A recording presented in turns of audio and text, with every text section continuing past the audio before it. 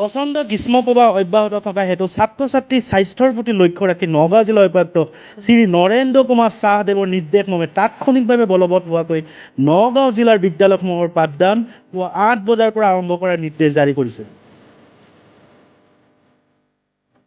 বিদ্যালয়সমূহৰ পাঠদান পুৱা 9 বজাৰ পৰিৱৰ্তে পুৱা 8 বজাৰ পৰা আৰম্ভ কৰাৰ নিৰ্দেশ জাৰি কৰিছে জিলা উপায়ুক্তগৰাকীয়ে।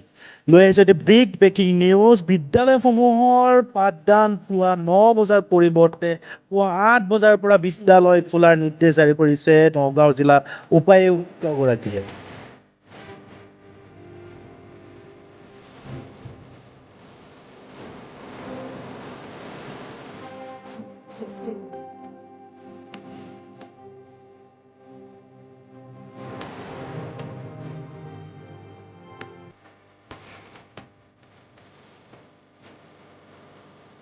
Music Studio.